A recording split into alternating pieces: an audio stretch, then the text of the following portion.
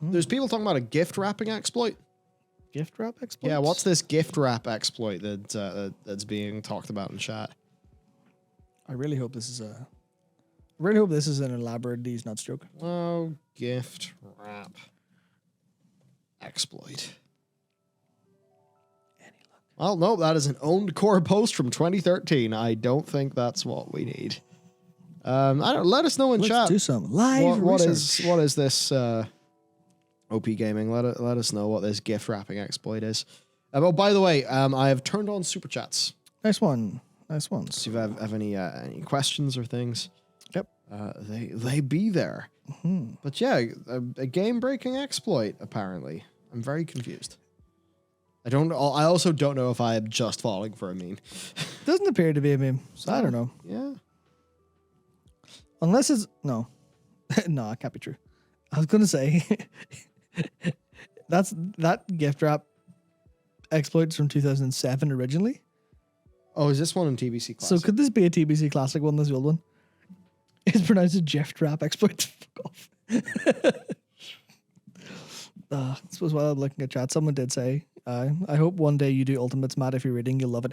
I really, really want to make sure we've got our FC static going. Because whenever we have 8 people there, I want to start trying to prog Ultimates with them. Even though that's going to be, somewhat taxing at times perhaps. And maybe we'll have to see how difficulty changes going into Endwalker of them. If any design changes or the inclusion of Reaper or Sage kind of blow them out of the water. But we will see. We will see. Sorry, honestly, there's just a whole bunch of ping-ponging through my head right now. Okay, so OP Gaming says, it's a retail glitch used to get level 54 artifact weapons at level 10, all items scaled to their aspect endgame eye level. Yo, tell me how to do that. I mean, no, would never do that in game. Absolutely, never do that. We are exploits honest. Are bad. Exploits I never watch Archvalder and his Warcraft hacks. Never. No Archvalder. Oh, Archvalder's channel is quite fun. I just love seeing the game be broken. I don't mean that in a mean way. I mean it's interesting seeing how the stuff that Archvalder is able to that's make appear. Yep. I mean that's the. I completely lost my train of thought. Fantastic. What were we even talking about? I don't know. Gift wrapping. Yep. Good. That's done yet, Good. So. Just had it. Just brain turned off. There's the supers coming in. Hello, everyone. Thank you, everyone. Razor Claw. On Matt. Do idea for time walking. I think it's good, but have the pot last through death. Make it worth some good amount of badges. Yes, of course. Yeah, so that's actually the thing then. Is we both have big ideas of what we would really want from a Time Walking 2. Let's assume there's not going to be a Time Walking 2 for a second. Yeah. And let's instead think, okay, with Time Walking as is, what are the things that could be done? And your idea of the XP boost, I think that makes a lot of sense. It'd be a great way to get people to join those Time Walking queues, to earn those tokens, to buy those things. Just it would be healthy for the system. And certainly, yes, if that is a boost that persists through death. Whoa, sorry. There's not even bubbles in a Vit hit. There's. I suppose no. That could be something about the boomer juice I just drank. Something to do with that, perhaps. Okay, I'm staying sugar free and being a good boy. That's not sugar free, is it? Vit hit, dude. Vit hit. Is it? 100 mils has 1 gram of sugar. I don't know. I just assumed. To me, is an acceptable amount of sugar. I just assumed it was the same as all the other drinks that are here's some healthy 50 grams of sugar, fuck. Yeah, so XP boost is one good way of doing things. Yep. Any other ideas for time walking? Any other things we could do to fix it up? It'll be a bit more fun. I mean, there's crazy shit going on right now. It's TBC time walking, if memory serves. And so if you remember the start of Netherwing, you go from hated to normal or something like that super quick. Now, if you have, it's 100% XP boost during the time walking weekend, those quests that take you from hated to neutral, bam, they take you straight into way revered or honored or some shit. You Yeah. can get so much of Netherwing in barely any time. So that's one example. Like right now, Time Walking Weekend, it's not just the dungeons. If you want to go do some of the old reps, great time to do it. If I had a working brain and was not always in a constant state of panic, maybe I would go and finish off Scatus or do some other things. Yep. But that's one thing that you can do right now in Time Walking. Is there anything else? That's what I wonder. I mean, I guess this has got to be a world where we don't get what we really want, which is mythic Time Walking, where it's actually hard and fun. I don't know. I just feel it needs something to make it more dynamic. Because that's what I think is the problem right now, where it just feels like the same thing. Where it's the same thing, like obviously not week in, week out. But every time it comes around, you're like, it's Time Walking. It's, it's 4 or 5 dungeons for just the same dungeons. Nothing different, nothing changes, nothing's new about it. And it's always just like normal Sanctum gear. It's like, I don't know what to change about those variables to make it more interesting. But I definitely feel like it should probably be looped into endgame in some way.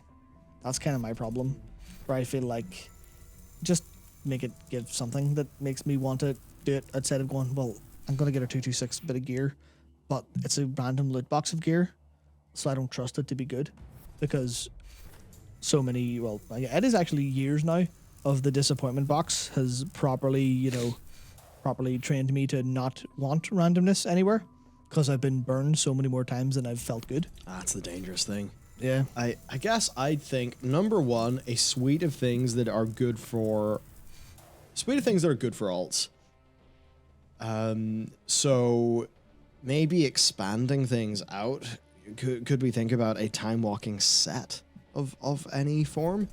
Could you maybe think about some of those that time walking gear you can just buy from the vendor? Yeah. Perhaps some upgrades for that, so that you could maybe send some upgrade items over to an alt. And you could get, I don't mean up to like super high item level, but just give people another option. Yeah. Because certainly if Time Walking Weekend rolls around and a player thinks, oh, it's Time Walking Weekend, sweet, I'm going to do some stuff, I'm going to get a new alt really quick. And I'm going to, get, that's the sort of thing that is probably healthy enough. Especially in a world where it's either that or Threads of Fate. So there's maybe something that could be there on the alt catch-up gear side of things. Because I mean, certainly if you told me you can get your catch-up gear by earning time walking badges, upgrading that gear by just doing time walking dungeons, I will do that over Korthia. Because that is definitely more fun to me than just sitting in the middle of a map and waiting for icons to appear to go and kill a rare that's not a rare. Yeah. So that's one thing. There's then a bit of me that thinks, like, is there anything else we can do for time walking to extend it to other parts of the game, into the open world? I'm not really super sure. It would be cool if there was a way that, like, it's Time Walking Weekend. Cool, I'm going to go back to Outland and do something. But that just... that would be cool. You could do that as an incremental content update to Time Walking, where, with TBC Time Walking, just while it's active, there's a little, I don't know, Chromie and a few of her buddies are in Outland, and they're maybe just doing some timeline research, and maybe you just redo a few old quests, even if it's legit just doing some old dailies in some new way or something. I don't know exactly what it would be, but there could be something to do there. Do you have any thoughts on how you could tie it into maybe an endgame character more? Yes. Oh, shit. He's got ideas, folks. Ideas. My God. They're not my ideas. Oh. They're the ideas of the Final Fantasy XIV design team. Basically, I was thinking, when you said world content, I was thinking, how do we get that, how do we get that to work? How do we get that to feel good? How do we get everyone in Outland for a week? How do we get everyone in Pandaria for a week? FF14 doesn't do time walking, doesn't do that kind of sim event, but Fates are very much that kind of thing where when there's world events, you see a lot of people flocking in. You see a lot of people hanging around in particular areas. Yeah. So how do you evoke that again? And that's give people reasons to go there, which means you do things like... Now, it's a bit awkward because I don't think that, throwing a world boss into Pandaria is really a good idea. But I feel like you could get away with stuff like that. You could get away with basically doing invasions, but they're infinite invasions, flavored to that specific like area.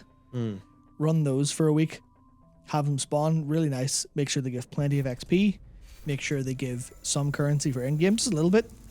And I mean endgame currency like something like if we had justice in the game, that would be nice, but we don't.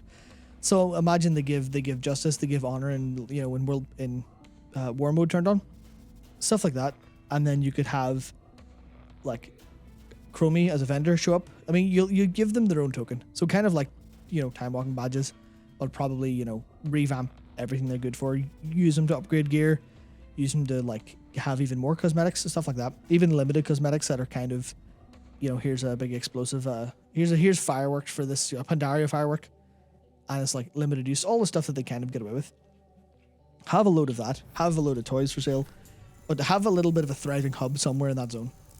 So instead of the way there's people you'll see people crowded around the Timeless Isle to buy stuff. That, but if you can move more stuff there, make it a little bit more dynamic. Have daily quests like you say, even just repeatable daily quests, but you're doing the what I call dailies again. The Cloud Serpent dailies.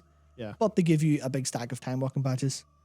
And you can use them or you can trade them for justice, you can trade them for valor, you can trade them for current mats as opposed to old mats. Then suddenly you've got all of this leading into the end game. And that's a little bit of work to update it.